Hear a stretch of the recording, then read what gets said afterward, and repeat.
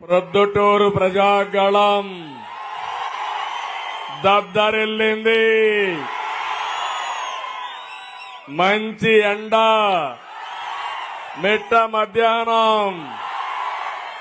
మిమ్మల్ని చూసి ఎండ భయపడతా ఉంది తప్ప మీరు ఎండకు భయపడడం లేదు. అది ప్రొద్దుటూరు సంకల్పం.